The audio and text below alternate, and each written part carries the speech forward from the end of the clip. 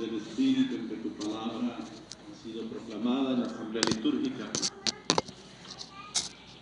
Te pedimos que esta palabra venga a iluminar nuestras vidas, nuestra experiencia espiritual, especialmente a renovar la vida de nuestra iglesia.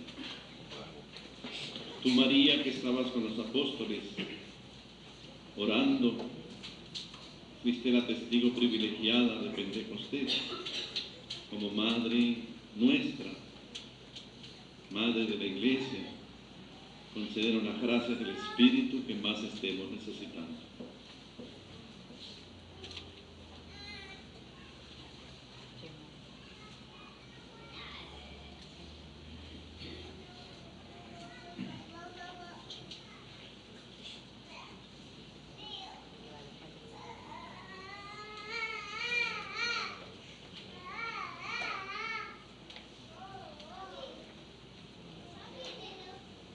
Vamos a sumergirnos en las lecturas de la Escritura, digámoslo así, meditando tres aspectos de la riquísima experiencia que ellas encierran y que sería interminable. Primero, el hecho de Pentecostés, el hecho como tal. Segundo, la experiencia. Y tercero, las consecuencias de la experiencia. El hecho, la experiencia, las consecuencias. En la Sagrada Escritura, al empezar en el libro del Génesis, comienza diciendo que el Espíritu del Señor se cernía sobre las aguas. Y al final, dice el libro del Apocalipsis, el Espíritu y la esposa dicen: ven, Señor, sí, ven, Señor Jesús. El Espíritu inaugura y concluye la extraordinaria experiencia de la historia de salvación. Pero hay dos incidencias de ese Espíritu que son como fundamentales para entender el misterio de Dios en la medida en que podemos y el misterio del hombre. Una es el soplo, cuando el Señor, el Creador, toma el barro y sopla sobre el hombre y lo hace a su imagen y semejanza. Yo digo que en esa ocasión el buen Dios nos metió por dentro una sublime angustia, y nos hizo seres espirituales que no tendremos el sosiego auténtico del vivir hasta que no sintonizamos con ese soplo original, con ese espíritu. Y eso hace que el hecho Pentecostés sea tan radical, porque actualiza para cada una de las personas estos hechos que hemos dicho a nivel global, de parábola entera de la humanidad. Pues bien, el hecho que hoy nos narra la liturgia es los discípulos reunidos en aquel lugar, aquel gran ruido del cielo. Fue un hecho histórico inocultable, porque Pentecostés era para los judíos la fiesta de Pascua, mejor dicho, la cincuentena pascual, la fiesta de la cosecha, que después se convirtió en fiesta de la alianza, a los 50 días de la Pascua. Y había una gran multitud, como ustedes lo escucharon en la lectura. Se oye ese gran ruido, aparecen lenguas de fuego que se distribuyen y se posan sobre ellos. Dice la palabra: se llenaron todos del Espíritu Santo y empezaron a hablar en otros idiomas. Y narra todas las nacionalidades que había reunidas y cómo ellos, asombrados, decían: ellos nos hablan en su lengua y nosotros les oímos hablar cada uno en nuestra propia lengua. Este es el hecho fundamental de Pentecostés, narrado así maravillosamente por Lucas, cuyos Hechos de los Apóstoles se les llama también el Evangelio del Espíritu Santo. Entonces, este hecho lanza a aquellos hombres antes timoratos, derrotados, débiles, y absolutamente desprovistos de ilusión por el fracaso de su líder, sienten el empuje del Espíritu y empieza la gran aventura de los Hechos de los Apóstoles. Digamos, hoy nace la iglesia, nació la iglesia con ese soplo del Espíritu. Entonces, ese hecho del Espíritu Santo, ¿qué experiencia provoca? ¿O tendría que provocar? Indudablemente que está en los Hechos de los Apóstoles y está en los más de 2000 años de vida de la iglesia. Pero yo quisiera más bien que aterrizáramos en nosotros. ¿Qué ha realizado en mí el Espíritu Santo? ¿O qué tendría que realizar que yo no me he abierto? ¿O qué me está pidiendo en este momento de mi existencia? Les leo un trozo de Pablo a los Efesios, de los Hechos, cuando Pablo llega a Éfeso. Mientras Apolo estaba en Corinto, Pablo viajaba en el interior hasta llegar a Éfeso. Ahí encontró unos discípulos y les preguntó si habían recibido el Espíritu Santo después de abrazar la fe. Esa fue la pregunta que Pablo le hace a los Efesios. ¿Han recibido ustedes el Espíritu Santo? Y ellos contestan, ni sabíamos que había Espíritu Santo. Realmente esto es curioso porque a veces nos puede pasar, bueno, yo ni siquiera había oído hablar del Espíritu Santo, o había oído hablar desde lejos, pues. Y les pregunta a Pablo, entonces, ¿qué bautismo han recibido? Ellos contestaron, el de Juan. Y él replicó, Juan predicó un bautismo de arrepentimiento encargando al pueblo que creyera en él, en el que venía detrás de él, o sea, en Jesús. Al oír que les predicaron a Jesús, se bautizaron invocando el nombre del Señor Jesús. Pablo les impuso las manos y vino sobre ellos el Espíritu Santo. Y se pusieron a hablar en distintas lenguas y a profetizar. Eran 12 varones. Y comenzó la aventura. Este es el texto fundamental por el cual la iglesia crea o administra el sacramento de la confirmación, la imposición de las manos para recibir el Espíritu Santo. Fíjense, todos nosotros estamos equipados por Dios con el Espíritu Santo. ¡Qué maravilla! Todos ustedes son fruto del soplo de Dios. Tienen el ruaj de Dios, el soplo del Espíritu. Pero todos, incluyéndome yo, por supuesto, no estoy hablando ex cátedra, estoy hablando como hermanos simplemente. Todos estamos llamados a tener una experiencia del Espíritu Santo que haga que mi ruaj, que el soplo de Dios en mí, se encuentre con el soplo de Dios, el ruaj de Dios, y mi vida tenga sentido. Por eso, hermanos, el hombre, la mujer, que no tiene una experiencia del Espíritu Santo, va como un huérfano por este mundo. ¿Qué vacío hay en el hombre si tú no soplas su aliento? ¿Qué dominio de la culpa sin tu soplo? Entonces, hoy la palabra me enriquece, me ilumina y me reta a que yo tenga una experiencia del Espíritu. Y entonces, ¿qué será lo que se llama espiritualidad? Espiritualidad es la aventura que se inicia y que dura toda la vida de mi relación, de la relación de mi espíritu con el Espíritu de Dios. La espiritualidad no es algo supletorio, algo que se puede obviar o discutir. La espiritualidad es una vocación. O eres mujer u hombre del Espíritu de Dios, o nunca vas a encontrar el sentido verdadero de tu vida. ¿Cuántas veces vamos mendigando, pidiendo cariño, pidiendo afecto, pidiendo seguridad, pidiendo paz, pidiéndosela a quien a lo mejor por alguna causa no nos la puede dar? Cuando no tengo el derecho de exigirle al otro lo que yo no puedo tampoco dar. Tú has sido soplado por Dios con la fuerza del Espíritu. Y entonces fíjense, Me van a perdonar porque yo a veces digo perdón del Espíritu Santo.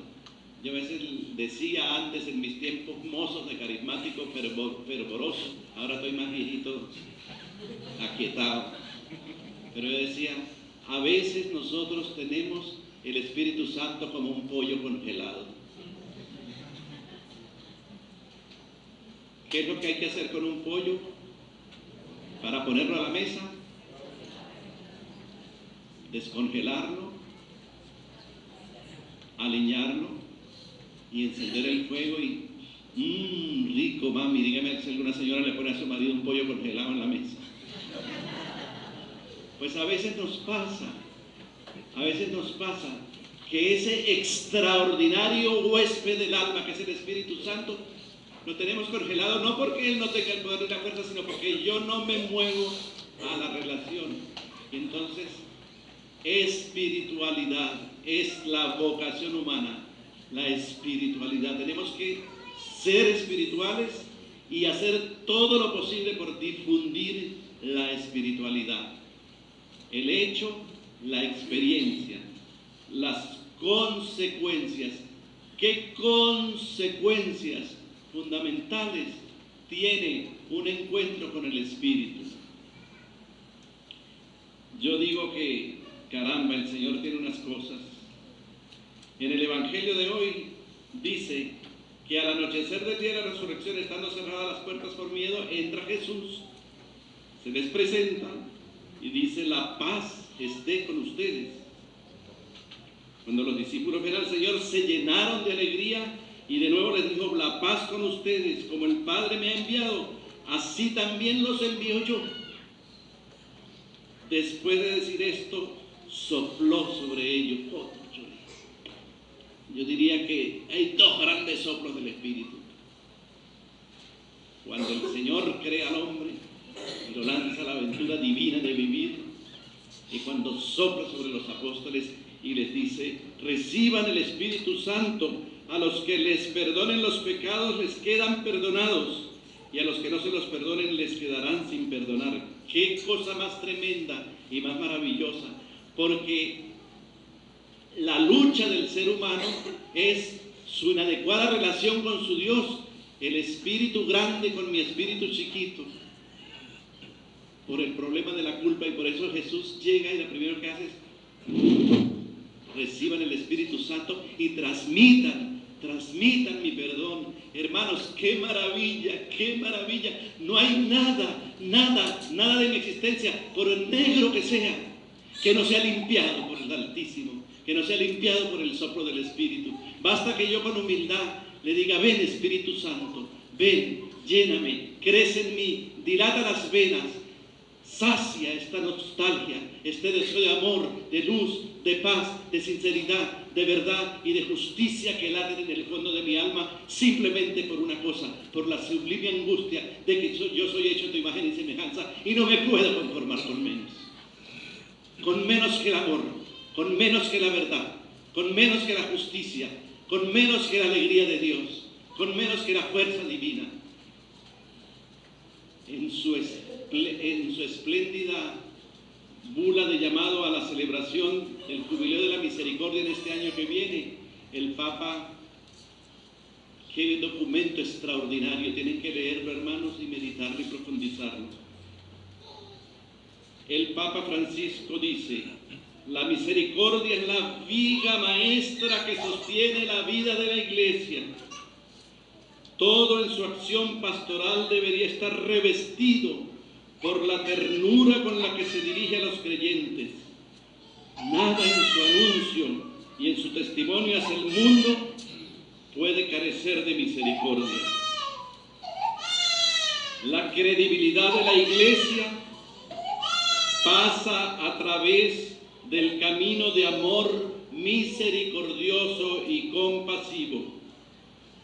La Iglesia vive un deseo inagotable de brindar misericordia.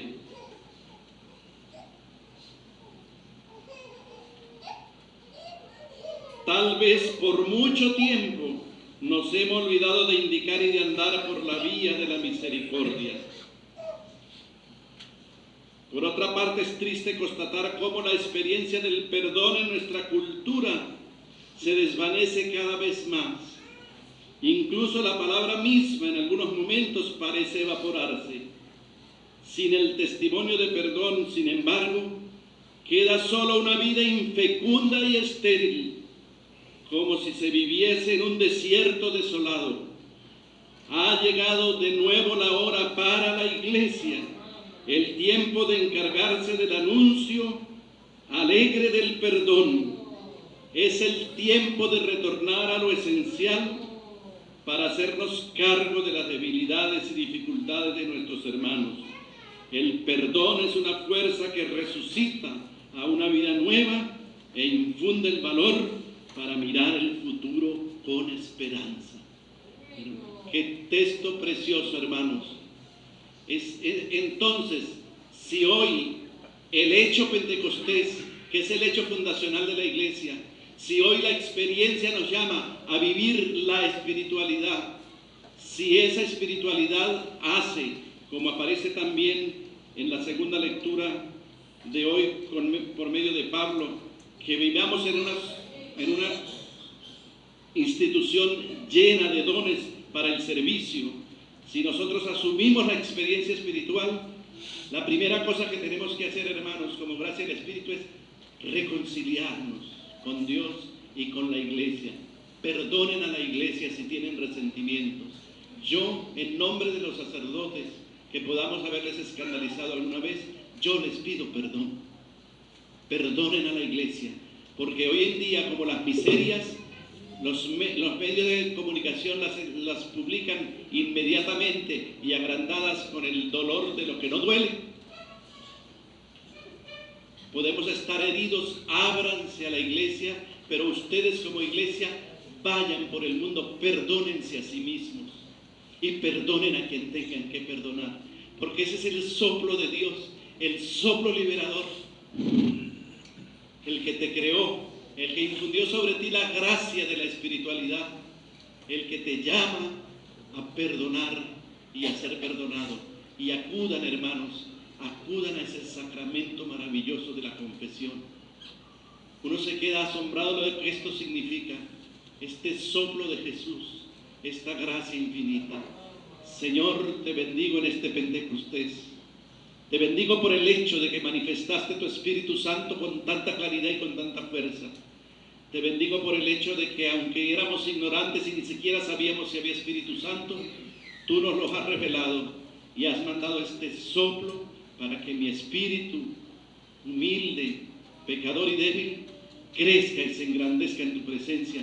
Dame, Señor, la gracia de una vida espiritual. Dame, Señor, la gracia especial de sumergirme en la Iglesia y al llamado del Papa Francisco, comprometerme en un camino de misericordia. Que nadie tenga miedo, que nadie tenga angustia, que nadie tenga el dolor de sentirse incomprendido y rechazado. La paz sea con ustedes, la alegría del Espíritu Santo, la gracia. Bendito Señor, bendito Espíritu que nos habita. Hermanos, yo les voy a pedir algo muy sencillo. Cuando llega un huésped honorable o cuando un artista grande se presenta, el público emocionado aplaude y vitorea. ¡Qué maravilla! Que tú y yo somos templo del Espíritu Santo. ¡Qué maravilla que nos habita! ¡Qué maravilla que nos santifica! Yo les invito a ese dulce huésped del alma, suavemente ponerse de pie y darle un aplauso al Espíritu Santo de Dios.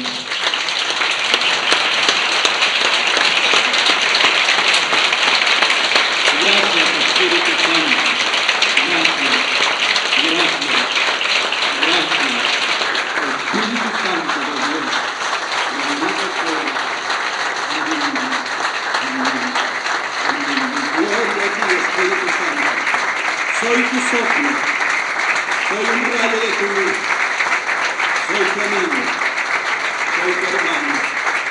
Y tu Iglesia santa y pecadora me purifica y me transmite el mensaje de